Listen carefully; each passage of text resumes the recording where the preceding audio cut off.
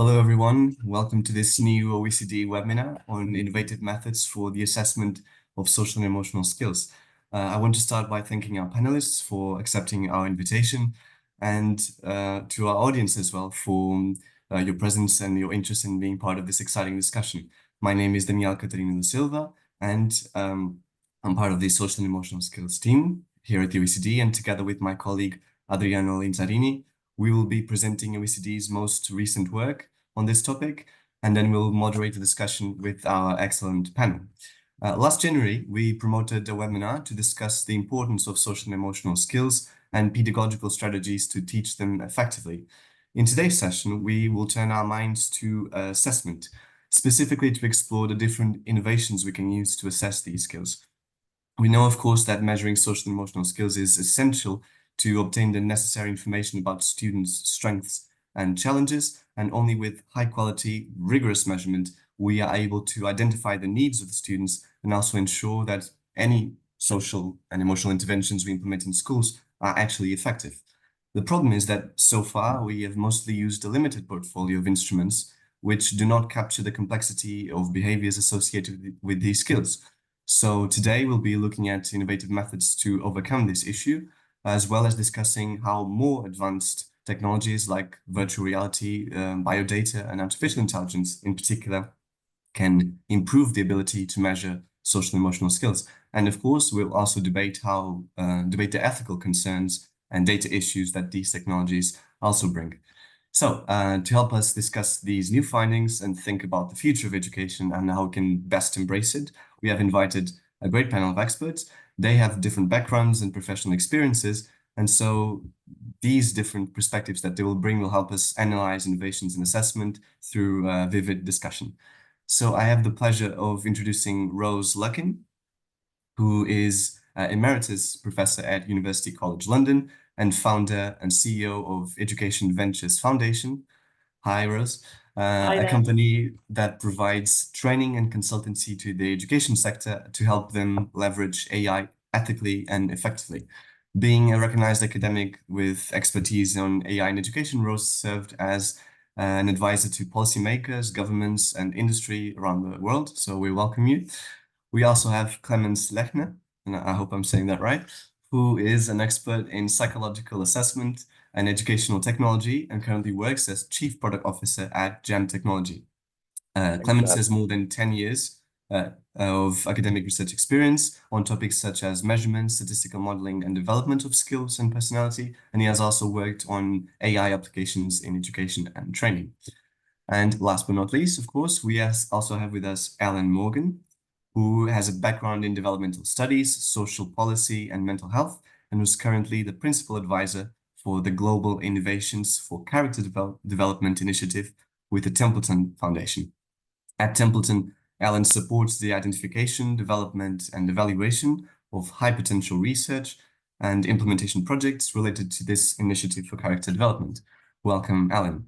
So we are going to start our discussion today with a short presentation on OECD's recent work on mapping and reviewing innovative assessment tools. And after this brief introduction, then we can kick off our discussion with our panel.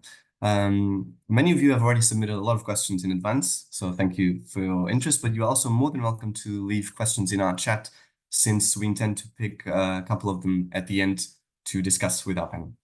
So I will now try to share my slides. Let's see. Second, okay. See if I can put this in. Okay. You can see this properly, I hope. Yes, right. Okay, Yes. so in this first part, as I said, we're going to focus on behavioral-based assessments. So, and let's start by sorry, a second. Okay, let us start by understanding why innovation is so critical. As I said in my introduction, we need to monitor social emotional development to identify the strengths and challenges with student skills so that we can improve teaching and pedagogical practices. And for this, we need robust, valid, and comparable assessments. And the problem is that we currently rely mostly on self-reported and teacher-reported questionnaires, which of course offer valuable information and insights, but they're also an indirect measure of assessment and they carry multiple biases. So yes, the information is valuable, but it's also limited. we also know, and we need to expand the portfolio of available assessments. We also know that many skills are better assessed in action. Skills like empathy, assertiveness, or collaboration are better assessed in our interactions with different tasks or different people, rather than asking people how they think or how much they think they are empathetic or assertive. So that's why we are looking for behavioral assessments that can flesh out more authentic behaviors, looking at choices and actions while doing certain tasks. And so we can obtain more objective and comparable data to measure social and emotional skills. So what did we do in this work? We mapped almost 60 different tasks in digital games, and they collectively can assess 20 different social and emotional skills. Of course, with the caveat that there's an uneven distribution in this coverage. For some skills, we only have one instrument, while for others, we found more than 10 different assessment tools. And we have also reviewed these tools against 3 different major criteria. The first is ecological validity, which relates to the representativeness of this tool or task. So, for example, whether the task offers complex audiovisual stimuli, whether it adapts to students' actions, whether it provides open answer responses instead of just fixed answers. Validity and reliability can refer to the fact that the tool, the results of the tool match the results of already other established tools, or they can predict the outcomes of children in academic success or pro-social behaviors, for example. And the other criteria, feasibility, has to do with, for example, how much time a tool requires to be administered, if we require specialized stuff, or whether grading, for example, is automatic or requires manual work. So we have written a working paper with a lot more detailed information, but we've also produced this interactive online table with very accessible information that you can use to compare, contrast the different tools. In this table, we offer you information on the 57 different assessment tools we've reviewed, giving you information again on sources, what type of skills they assess, the target age, the countries and languages in which they've been tested, and of course, how they fare in each of this criteria. And you can navigate through the table in an interactive way. You have the link on the chat, and you also will receive a link in the email after this webinar. It's very difficult to give you representative examples of tasks and digital games because they're all so different. But just so you know, we've conceptualized a task as having a simple interface with direct instructions to the students, while digital games are more complex, usually have a social narrative, and we embody characters to play through a story. But so just to give you an example of each, this is Creia, is a task to assess creativity. On the left, here, students or people in general are asked to produce, from a certain number of tiles, asked to produce the original shapes of digits or dogs, for example. And on the right, to assess a different part of creative thinking, you're asked to select the starting point to reach this final image in the most efficient way. On the right, you have VSID, a game that assesses different skills like perspective taking, self-efficacy, but most importantly, social problem solving. And in this game, people embody the avatar of a student in the class, in the school, sorry, and they have to navigate through the classroom, through recess, interacting with colleagues and teachers, and they have to solve social conflicts and social issues. So seeing how they navigate through that, we can infer skills on social problem solving. So what are the different, globally different strengths and challenges that we found in these innovative tools? We know that tasks collectively are very comprehensive in that they cover multiple social and emotional skills. And since they have a simple interface, it's easy and efficient to extract data. And a lot of them have robust reliability and validity psychometrics. Now, of course, as a setback, because they are simple or simpler, the stimuli and context is also more simple. And so they have some difficulty in representing multifaceted constructs, and they overlook some richness of how we manifest social and emotional skills in real life. Digital games, on the other hand, being more complex, they have storytelling, richer audiovisual elements, more immersiveness and interactivity. And they can, because there's a story, they can have multiple narratives and assess multiple skills at the same time or through the same gameplay experience. And they also have this stealth assessment characteristic, which means that while you're playing the game, you don't really feel you're being tested.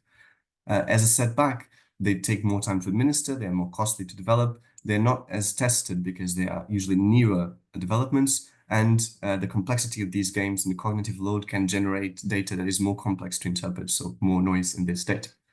So what are the key messages I want to communicate so that we can also link this to the conversation with our panel? Is that the assessment tools overall offer rich and diverse design. So we have a lot of tools we can use to assess different skills, but these have very distinct levels of quality in terms of their psychometric properties. Very important is that they were developed for different purposes. So different tools were developed for research purposes, clinical purposes, for example, to help the diagnosis of neuropsychiatric populations, and also educational purposes where the assessment purpose was linked with training. So because they were developed specifically, it conditions their ability to be directly applied to other contexts. So for example, when teachers come to us and ask us, can we use this tool in my class? It's hard for us to give that direct recommendation unless strict validation has been set to that specific context. So even though many tools or many tasks in particular have solid validation, the majority does not offer large-scale validation comparing systems or countries, and because they lack this testing in terms of sufficiently representative samples. And so finally, the last message is quite obvious. We need more research and more validation before we can proceed to classroom level and system level implementation of these different assessment tools. So I will stop my sharing now, and I will ask the first question, just give me a second, to Ellen. So thinking about all these messages and these tools we presented, and given the wide range of possibilities for innovative assessment that we have now available, I'm curious to understand whether you consider that these are interesting measurements to be applicable now, and whether Templeton is interested in supporting these innovations, especially these games and tasks, which are still in the early stages of development, to help them scale up. Thanks, Daniel. That's a great question. So just very briefly, Templeton World Charity Foundation, we tend to support innovative projects that are looking to push the boundaries of scientific knowledge and help people flourish. Within that, SEL and character is a core focus. And as a private philanthropic foundation, I think foundations like Templeton and others are actually really well positioned to fund some of these sort of riskier, earlier stage development of tools and measures, which then once an evidence base is generated, can be taken up by some of your larger institutional funders or sort of even education systems, et cetera. So in that sense, I think it very much hits the sweet spot for many private foundations. And in the past, TWCF has funded research into SEL measurement. Mostly it's been in the context of sort of developing self-report measures that are appropriate to a specific cultural context, because it can also often be a challenge when you're importing tools from one area to another in order to try and measure the same construct. But we have also been funding some of these earlier stage initiatives. For example, in Nigeria, we're supporting Eugene Ohu and colleagues at Lagos Business School who have developed a virtual reality game where students can immerse themselves and take the perspective of somebody from a different ethnic group from themselves in order to, essentially walk in the shoes or visualize the world through their perspective. And so yeah, I think in general, sort of private philanthropy can be a really great partner in terms of taking these types of initiatives forward. Thank you. It's very interesting to hear about the VR investment in virtual reality, and Adriana will be discussing that later. That increases that sense of immersiveness, so it helps with perspective taking. So very good to hear that you're supporting this already, and also the issue of cultural adaptability, which is a concern we also heard from different stakeholders. I would bring Clemens now he has a lot of technical expertise in research, so I would try to use his knowledge to this question. So how do you see these innovations that I presented, which focus mostly on direct assessment, of course? How do they complement the information that is offered by the current self-reports? And again, linked with this, how are your thoughts on the need to balance the increasing complexity of design audiovisual stimuli that makes these tasks complex with the need to also ensure clean, valid, reliable collection of data? Yes, thank you. So first of all, I applaud you for putting together this very thorough review and overview of the existing assessments. I think your review shows that there's a lot out there that most people in the field may not have been aware of, simply because how diverse the various fields working on this are. And it's now great that we have this overview of almost 60 different direct assessments of different social and emotional skills. I think that's a very important step forward. Compared to cognitive skills, where we have a very long tradition of very well crafted and validated assessments, such as the OECD's own assessments of literacy, numeracy, complex problem solving. The assessment of social and emotional skills, or as Ellen already said, social emotional learning, has been lagging behind, in the sense that until just a few years ago, we mostly were and still are relying on self-reports or other reports, where students in a questionnaire rate their own skills on verbal rating skills, or parents or teachers would do the same, reporting about students. And this is great. It's very effective, and it's also very efficient. They are able to predict certain outcomes, such as school achievement, bullying, school dropout, and a lot of other academic and life outcomes from such self-report scales.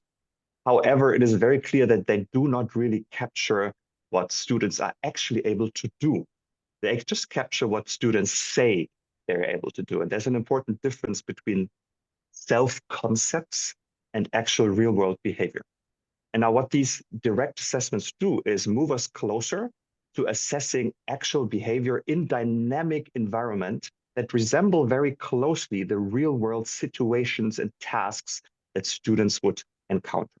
And that is a question of ecological validity, but it is also a question of acceptability. So test takers are much more likely to accept that these tests actually measure the skills and behaviors that we claim they measure, simply because they see how closely these scenarios and games resemble the real world past. Also importantly, we now move much closer to assessing maximum performance or maximum behavior in a testing situation, rather than a blend of what people think they typically do or might be able to do. So those are all important steps forward. And I think the challenge that you outlined is the one we need to resolve. And the challenge is this: it takes much longer to put students through a series of games or gamified assessments than just to present them with a list of 100 or so items where they can rate themselves. So what that means is we have a certain conflict of interest. On the one hand, we want to assess a broad profile of social and emotional skills, because there are so many, according to the OECD's own framework and according to many other frameworks, that we might potentially assess. On the other hand, we can probably only deep dive and zoom in on a few select skills that we then assess through direct assessments, in addition to the self-reports or other reports from parents and teachers. So at the moment, given where we are in the development and validation of these assessments, I see them as a complement to the existing self-reports that allows us to zoom in on a few selected skills that we deem particularly important and want to assess through more than just self-reports. But I don't see them yet as a fully fledged replacement for the traditional rating scale-based assessments. Thank you. Thank you, Clemens. Yes, that's very much aligned with the OECD work of finding a way to use complementary strategies rather than a full replacement. And that's a very good point about having a criteria and choosing a few selected promising skills rather than trying to reach everything, since, for example, in our framework, we've contemplated more than 20 different skills. So it can be challenging to have tasks and games for all of them and apply them in an effective manner. Now I'll give the floor to my colleague, Adriano, who will introduce the work of our team in the more advancement technologies, which identified and discussed these advanced methods to assess social and emotional skills. Adriano. Thank you, Daniel. And I'll share my screen, so let me know if it works. Can you see it?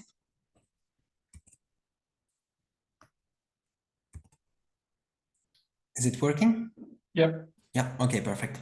So yeah, as Daniel was saying, another section of our working paper focuses on new technological approaches that can transversally be applied to different tasks and games to improve assessment. We reviewed these technologies according to 4 broad categories, knowing that these categories are not mutually exclusive. And the first category we reviewed is about technologies gathering biophysiological measures or biodata. So human behaviors and abilities can be measured through methods that track biological and physiological data, such as heart rate, eye movements, or cortisol levels, a stress hormone in hair or saliva. These spontaneous implicit data can complement traditional assessments by providing more direct insights into the emotional states of the participants. We also reviewed virtual reality and augmented reality. So VR immerses users in digital 3D environments completely, while augmented reality overlays digital information onto images of the real world. Both VR and AR are increasingly accessible and applied in education. They provide interactive and immersive learning experiences by enabling activities like virtual reality field trips, or interactive 3D simulations of scientific concepts, or real-time augmented visualization in classrooms. All of these activities can foster engagement and creativity among students. We looked then at artificial intelligence applications. So AI technologies for assessing social emotional skills utilizes complex algorithms techniques to analyze verbal and written communication, to analyze facial expressions, body language, in order to identify social cues and emotions. These technologies offer 3 main applications: designing interactive tasks using generative AI, analyzing emotional states with predictive AI, and inferring skills from diverse data sources.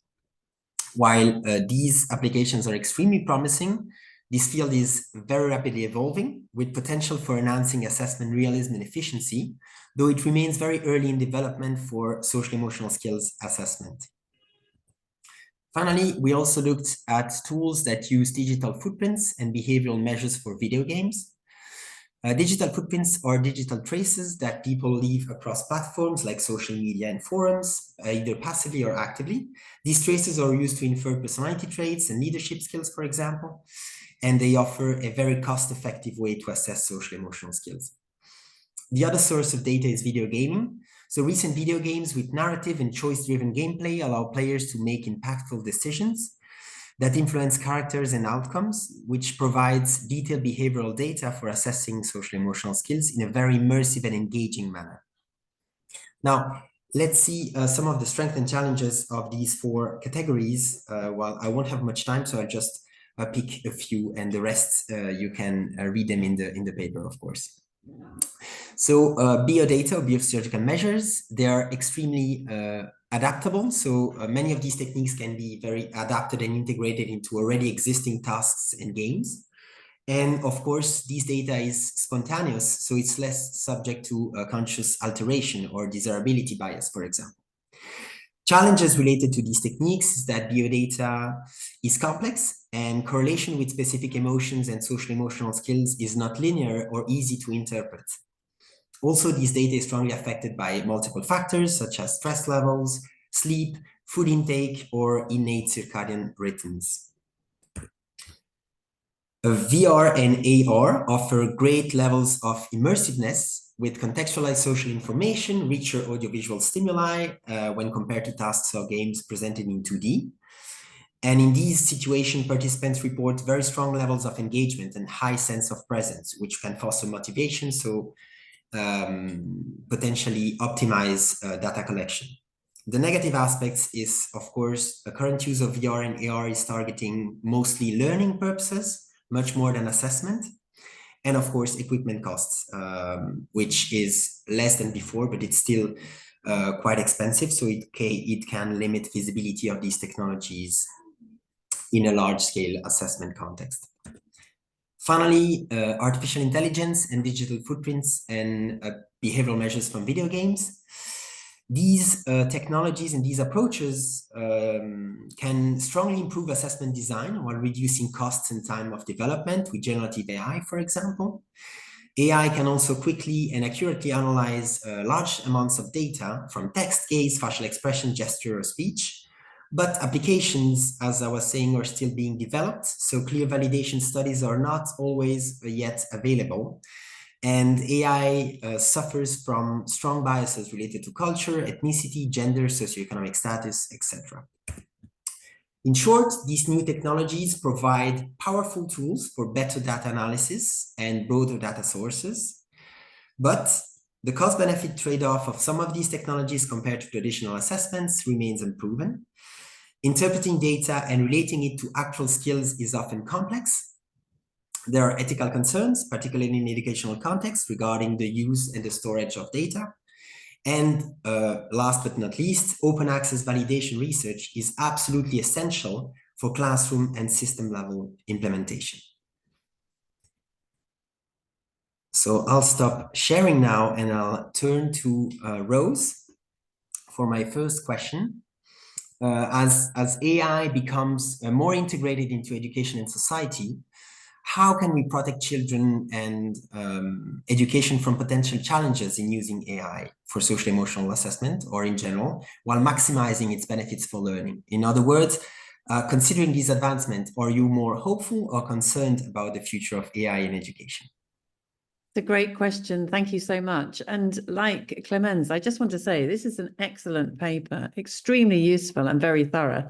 So thank you so much for producing the paper. I think it's a fantastic resource.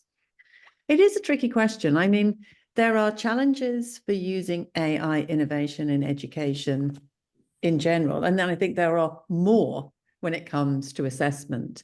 So obviously we need to be really careful about the robustness of the design of the AI that we're using. Now, in the paper, you talk about AI being used to design tasks, to do analysis, and then to infer by analyzing data that's been collected for a different purpose. Now, the last two are quite different to the first, but they all bring challenges. So with the first, which is the designing the task, you know, there's a concern about accuracy there, of course, as ever with generative AI, and therefore reliability. There's also a concern, as you raise in the paper yourselves, about cultural sensitivity that would need to be looked at carefully. Obviously, we're super careful not to enter private information about individual students into a generative AI tool, but that's not the instance in the example that you've used of designing the study. When it comes to analysing, then of course we are treating sensitive data. So we need to be more cautious to make sure that that data is being treated with respect, stored carefully, privacy respected, that the algorithms that are being used to process that data are well designed and informed by existing research and evidence about the particular social emotional skill that's being assessed. But also, as you've already pointed out, that the data on which the tool has been trained is not biased, that it's representative of the children whose assessment is being conducted through this analysis. And that's another problem when it comes to inferring, because we need to make sure that the data that hasn't been collected specifically for the purpose of assessment is relevant. So there's lots of challenges when using AI in general, and we certainly need to make sure that we look very carefully at the person who is offering the assessment. And sometimes that's difficult as well, because they can be private companies, and perhaps the information about their research base or exactly how the technology works is not as open and transparent as we would like. And that might be the case with a research tool. So yes, certainly lots of challenges, but there's also a lot of potential in these tools, as you point out. You know, the potential to capture a rich data set about particular behavior patterns and use tools like artificial intelligence, I think brings a lot of potential. But it's quite early days, and we need to develop that research base so that we can be sure that the particular tools are doing what we want them to do and that they will be likely to be reliable. Thank you so much, Rose. And it's very interesting that you bring up this question about data protection, as only less than a year ago, I think, the first legislation on AI was proposed by the European Union. And we really hope that now it started a new generation where we realize the importance of like ensuring data protection in this from so around with policies that really look into this issue in order to develop and foster research, but in a very controlled and safe context. Absolutely. I turn to Clemens, given your direct involvement in developing these AI assessment instruments. How do you incorporate the concerns that Rose raised about ethical and data issues, especially when covering social emotional skills? So do you challenge any of Rose's views? Do you mostly agree with these concerns? And how do you work with these? Absolutely agree with Rose. And I think it depends very much on the purpose for which these assessments are being used. When in my case, we're often designing assessments for learners who are adult learners in corporate contexts. And that to me is very different from assessing youth, students, whether that is for international comparison studies, such as the ones that OECD runs, or for other purposes. I think it depends very much on the use case, what kind of requirements we have as to transparency, the ability to opt in or out when it comes to data sharing, etc. For all research purposes and purposes of assessing students in large-scale assessments, I agree with Rose that I think transparency is key. So students and their parents and also other stakeholders like the schools would need to know what research went into the assessment, what is the validation status of the assessment, so can they trust it? What assumptions are behind it? For example, which values and norms influence the scoring, particularly important for social emotional skills that are not like a math test where there's a simple right or wrong, but that are culturally situated. They're really embedded in the fabric of our values, norms, and how we score them, what we consider good behavior or bad behavior, really is based on our values and social norms. So it's very important to make those transparent, especially if you think about assessing people from diverse cultures or subcultures within a society. So that I think is key. And then so personally, I believe very firmly is that we want to avoid the situation that we ran into with cognitive skills, where, reminiscent of that Bernstein-Murray bell curve debate, assessments were used to rank and sort individuals, but also even more strongly to stereotype individuals and social groups. And I think it will be very important going forward that social and emotional skills assessments remain close to the idea of social and emotional learning. So primarily, we will use them as formative assessments rather than summative assessments, meaning we embed them. So essentially, they're not just assessments, they're also learning tools where students can learn from the feedback that they get out of these assessments. And that to me is key in avoiding that the progress in assessing social and emotional skills leads to whatever interest group misusing or abusing these new tools to rank and sort students in a way that is undesirable, I think, for society. Thank you. It's extremely interesting, and I would like now maybe to open the floor to everybody. So I welcome an open discussion, and feel free to intervene if you want. Something that comes up quite a lot in what we reviewed with Daniel is that we lack access to validation. So Clemens, you were pointing out validation data for those tools, and Rose too. And Ellen, of course, you're working with these new technologies. So the issue we had in this review is that we lack access to those validation studies. We lack sometimes access to the data to consider whether a privately owned tool has been trained correctly, has been tested correctly. So it's very difficult to infer from what's out there sometimes whether a tool is actually something that's safe to be used in an educational context. So maybe we can open the floor. I'll open the floor, and maybe Ellen, I have a question for you regarding this. Do you work with tools that have been developed by private companies? And if yes, how do you, or if you develop your own tools, do you give access to these validation data so that researchers can actually see how this has been tested and on which population, if there are biases in cultural, for example, cultural biases, etc.?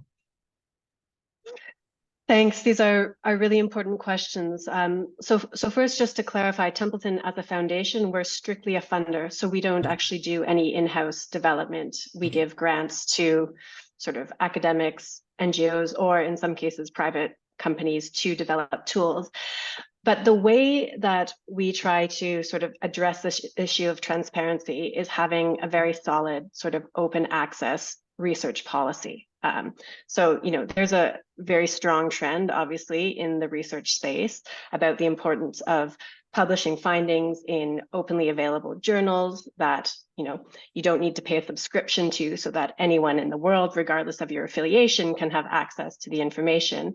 And with that comes a requirement to ensure that, the de-identified data sets are available to anyone who might be interested. So if anyone's looking to sort of use the tools or measurement instruments that are developed through TWCF funding, they have access to essentially the background, what happened beforehand. So I think that's a really important trend. And I don't know how much it has sort of gone into, I guess, the private sphere of development. I can speak more towards sort of research and academia, but I think that's an important trend. The other, I guess, point I wanted to pick up on was sort of the importance of ensuring that, I guess, there's a cultural validation component, and that, again, these tools are developed based on information coming from the populations that they aim to serve. Again, sort of as a funder being a few steps away, one of the ways that we sort of aim to ensure, I guess, that there's greater cultural grounding is by most of our funds will flow directly to researchers and organizations that are working in the countries and communities where the research and development is taking place. And so those types of partnerships, I think, are really important to ensure that there is a grounding in sort of the cultural, the social context, and that those nuances are picked up on. Thank you. It's very clear. I don't know if Clemens or Rose, you wanna say something about this or pick up on something Ellen said. Yes, I think the transparency is a super important point, and I agree with what Ellen has said. I think there's another element to this that we need to be careful of when it comes to consumerization, because what we're seeing with the consumerization of AI in general is some quite worrying rhetoric with respect to people such as ourselves who are concerned with learning. We see that these tools are going to be effortless to use. Everything's about ease of use, which is not positive for those of us who want to learn, because learning involves strenuous mental effort. So we're already seeing that rhetoric. I think we have to worry about what the imperative of the AI is when it comes to assessment. Yes, of course, it's to assess, but why is that assessment being done? Clemens raised this point earlier. We need to be transparent about the imperative as well, because if there's a risk that it's being done for stereotyping or privilege in particular communities, which you can imagine in a commercial sense could be the case. So I think there's a need for that transparency when it comes to the imperative, as well as when it comes to publishing data and publishing exactly what's going on, being transparent about that. That imperative piece, I think, is also important. I do agree, and I think so.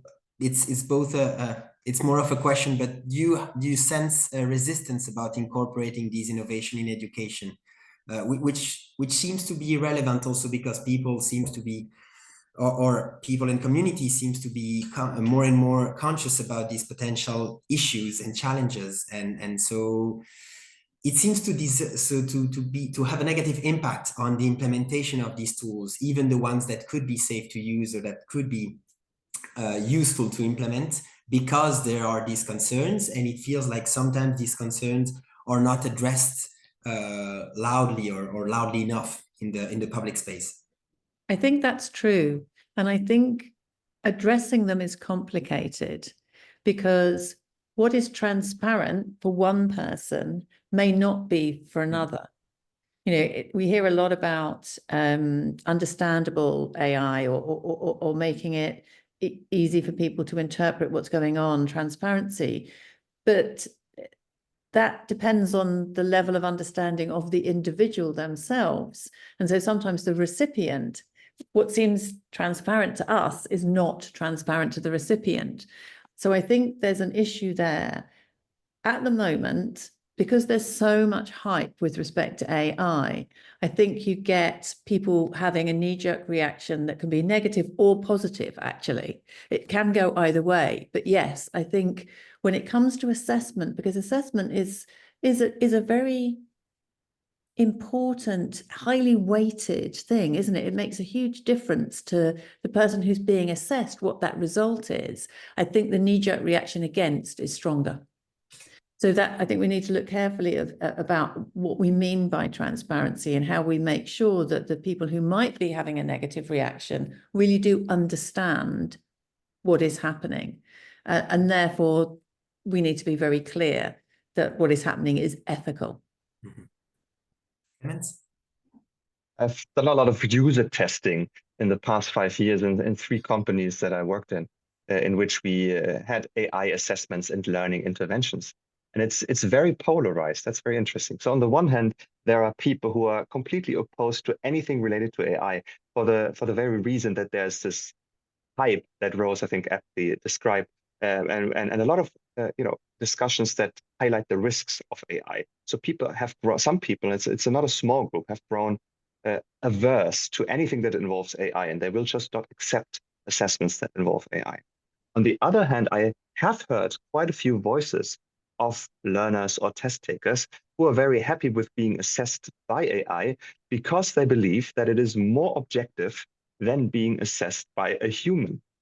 So it is at the moment very polarized. And I think it will, 2 to 5 years from now, I hope that this whole hype around AI will have subsided a bit and that we probably don't even need the term AI, because it is quite a broad umbrella term, as Rose has already pointed out. What do we mean by AI? Do we mean generative AI, such as large language models, for a role play interaction? Or do we mean AI for analytics, processing large amounts of text, for example, coming out of a role play and doing text classification on it? So those are very different use cases. And I think depending on the use case, acceptance will be higher or lower. And ultimately, I hope we can just do away with the buzzwords and be more specific about what it is, what it actually does, what happens to the data, etc. Everything we just discussed before. I don't know if Daniel, yeah.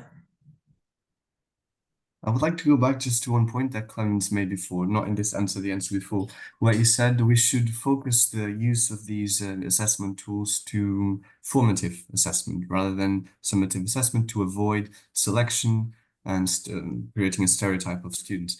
Although some countries already use some form of summative use of this information, like assessing, for example, communication skills during presentations or collaborative work when delivering a final project.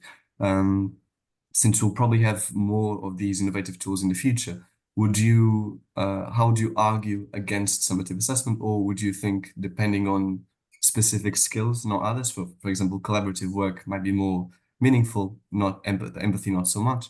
What are your thoughts on this? And of course, I welcome the panel to give your perspective on this formative versus summative discussion. Thank you. Just to be very clear, I'm not at all against summative assessments. I just think if we're assessing student populations, we should always give them a chance to learn from assessments and ideally offer them ways of improving their skills after the assessment. And this is for 2 reasons. One is a principal reason. I think especially in youth or adolescents, the level of plasticity of people is very high, so they can learn. And the second relates more to the nature and the validation status of the assessments. I have not seen very many direct assessments of social and emotional skills where, from a psychometrics perspective, I feel confident enough that we could use them to grade, rank, and sort individuals, for the simple reason that the key requirement of obtaining accurate estimates of someone's skills, namely reliability, or in item response theory, the standard error, is not fulfilled for most of these assessments. They are not validated to the extent that you would be confident to use them in a summative assessment context. And that applies to very many of the 60 that you have reviewed. Very true. Yes. Rose or Alan, do you want to comment on the different ways to apply these assessments? Whether you find them more useful to one end or the other? No? Yeah, no, I think Clemens makes some really important points there. And I would add that, of course, it does depend a bit on exactly what is being assessed. There are, I think, more tensions when it comes to emotion recognition or facial expression recognition than perhaps they are with text analysis, for example, both of which are forms of assessment for AI that AI can conduct. But for multiple reasons, not least that the accuracy rates for emotion and facial expression assessment vary widely, and the evidence base is not particularly solid in many instances. But also, I think there is obviously an emotional reaction that makes you more likely to feel doubtful about AI being used, I think, for those kind of very personal assessments of things like your emotions. So it's a complicated space, isn't it? It's very complicated, and I don't think you can kind of see AI for assessment, summative or formative, in one pot, because there's so many different forms of AI assessment, different forms of data, and they each come with their complexity. Sorry, that's a really academic answer, isn't it? It's a kind of, it's complicated answer, but it's true. Yes, it's very good, and it obviously reflects reality. So it's better to have to acknowledge these nuances that rather than have very simplistic responses, especially in such an important topic. Adriana, sorry if you want to continue. Yeah, Ellen wanted to intervene, I think.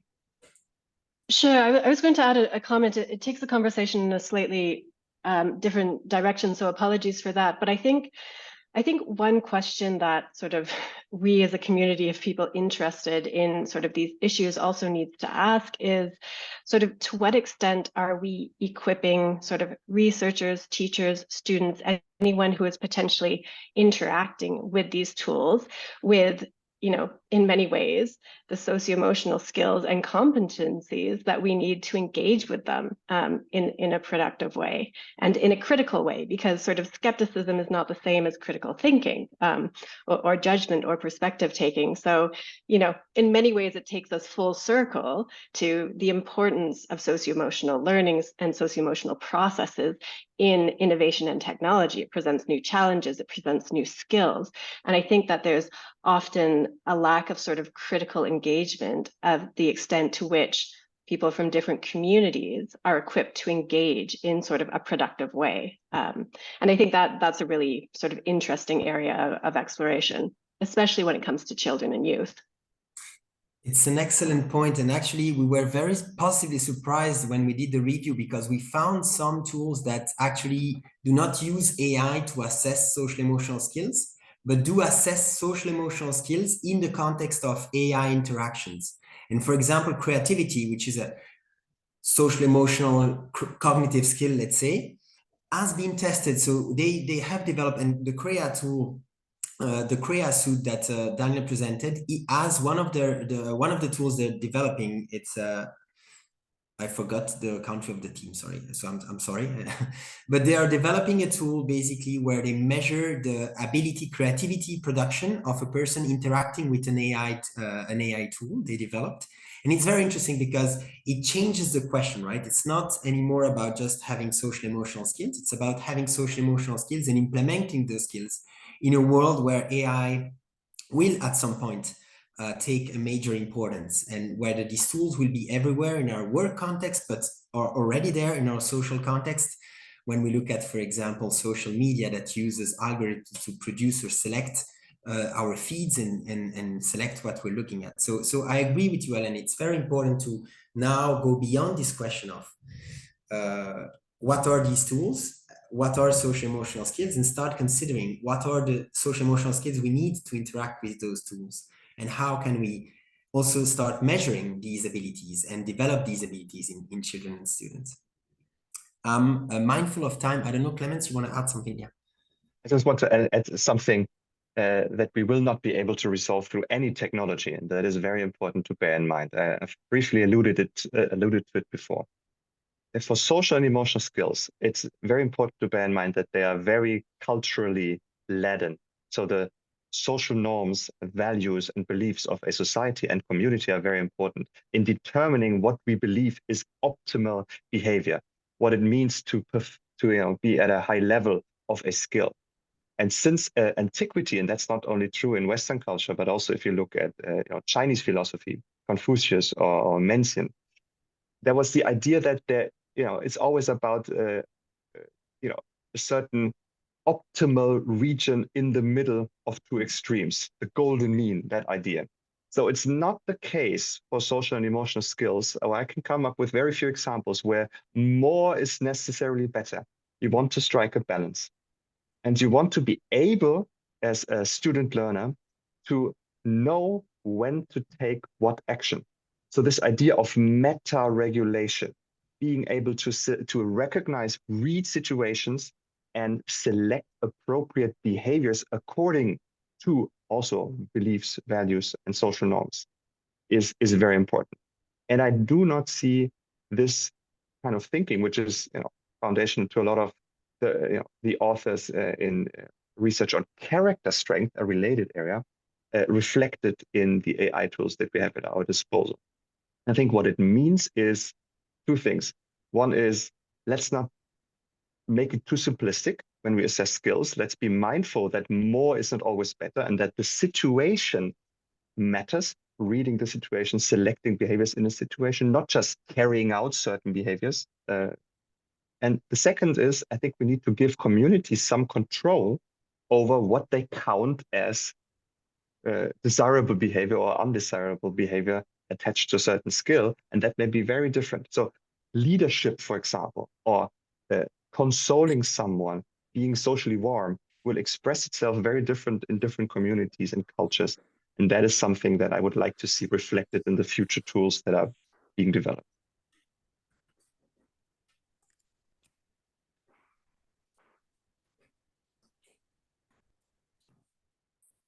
You're on mute, Daniel. Oh, yeah, sorry. Yeah, had a problem with the camera. Thanks, Daniel. So maybe we, Clemens. So maybe I don't know, Noemi, if you or if you're listening to us. Yes, I'm here. Yeah, maybe we can pick a question from the chat. Yes, thank you so much for all the questions in the chat. There were a couple of questions about how to best give feedback to students.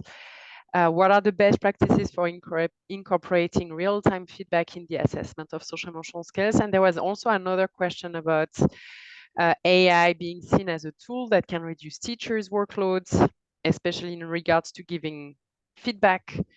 So again, there was a question about what are the mechanisms that could be put in place to ensure that feedback does no harm.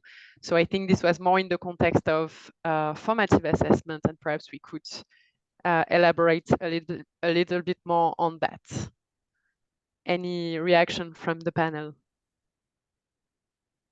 on this? Any tool that has successfully incorporated like real-time feedback to your knowledge, or any tips how to do that? So I don't know about the real-time feedback tools, but I think when we're trying to think about sort of how students or youth will be reacting to engagement. Again, I think it comes down to sort of what stage are they at in their development, and to what extent do they have the opportunity to be self-reflexive about, how does it feel after engaging in this process? And I think simply providing people with the space and the tools to think about, okay, I've just gone through a battery of assessments. What has this brought up for me? How am I feeling after playing this game for X amount of time. I think that in some ways is very much back to basics when it comes to sort of psychological development, is to provide that opportunity for sort of reflexive engagement and growth, and then the opportunity for feedback. If there's going to be some type of harm or some type of sort of negative experience that has come up with it, to ensure that the students and youth are within a framework and a network that ensures that they have the opportunity to resolve that. So I think in that sense, we sort of just go back to the basics of good research principles, and encouraging sort of agency, self-reflexivity, et cetera. And that will depend on the age group, what is most appropriate. Thank you so much, Ellen. There were also many questions about methods to address the ethical concerns. I know we have touched a bit upon that during the webinar, but there were quite a few questions around this, and a very recent question, which I can read out loud: what methodologies can be used to ensure that assessment tools do not favor one cultural group over another? So maybe a question to Clemens and to Rose, if you want to elaborate a little bit more on that.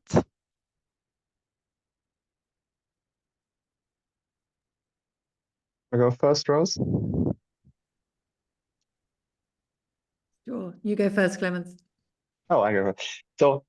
So in the traditional psychometric toolbox, we would test whether items, so test tasks, function differently in different groups and favor certain groups over others. And I would imagine that we could do the same for any direct assessment that involves AI. In addition to that, there's specific ways of testing the AI models under the hood with different stimuli. So, for example, if you do computer vision of pictures, of faces, you could have a test database comprising faces from different ethnic groups, and then you could see whether the model output favors or disfavors one or more of these groups. So there's ways to ensure that they are bias-free that are very similar to the classic psychometric toolbox. However, we are still dealing with probabilistic models, meaning the output is not fixed. There's a certain probability that they will give a certain output given a certain input, such as a picture of a face or an emotion and expression. So there is no real way with AI models that use neural networks under the hood. There's no real way of guaranteeing that nothing goes wrong during the analysis phase. And that's something we might have to accept if we use that kind of technology. And then I think the steps that Ellen also mentioned, giving test takers or learners the ability to give feedback, to report things going wrong is of critical importance, because it's then about guaranteeing that the assessment experience is not negative and that learners or test takers have a voice. I think that's so important. I agree completely, Clemens, that and Ellen's point about giving the person who's being assessed a voice, giving people confidence, particularly with Rose, AI, to challenge it. Excuse me, Rose, I'm mindful of time, just so you know, 1 minute, and then we have to close because they really cut the video. So please go, just so you know. No, that's fine. I was just at that point, just on the question of feedback. I think there's a real tension here because a lot of tools are being developed to give feedback, formative feedback. And you can see the tension between the need to give speedy feedback to students so they get it in a timely manner in terms of learning, but the tensions that Ellen raised as well about making sure that that feedback is accurate and useful and actually genuinely what's required. Thank you so much, Rose. So I'm mindful of time. We are arriving at the end of the webinar. Thank you so much to all of you. I wanted to close with a very, it's not an easy question, but really if you can give an answer in 30 seconds to a minute, just to close this topic. What are your expectations in terms of major development in the next 2 to 5 years for the use of these innovative approaches? If you have 2.1, it can be it can be a promise or something you see as a major change in the upcoming years. Maybe you want to start, Clemens? I think we're going to move away from testing in artificial testing situation to ingesting a lot of digital traces that people leave as in their lives as they use digital systems. So email, Slack, TikTok, whatever digital systems they use, leave a trace. And those traces can be used as signals that are also informative about their skills. And there are already commercial providers in the market that do just this for adult learners. And I'm hoping we can see similar skills inferencing engines, as they are called, for student learners that are then available for non-commercial purposes. Okay, so digital footprints. Ellen? So what I think, or I hope that we'll see in future, is more diverse data sets, and more data that can guide the development of populations, different subpopulations. I think that's going to be a key driver. Thank you. So cultural diversified data sets. Rose? I think it's one thing to think about what's technically possible, and I agree with Clemens about the digital traces. There's a huge amount of work in this area, but I'm not sure how socially acceptable that's going to be. I think more people are becoming concerned about surveillance as they see it. So I think it's going to be interesting to see the tension between social acceptance and technology possibility. Thanks a lot for these closing remarks, and thank you again for being here. I thank everybody who followed us. And again, as Daniel said, we'll send you an email afterwards with the presentation and the links to the webinar and the paper, of course. Thank you so much. Bye. Bye. Bye-bye. Much.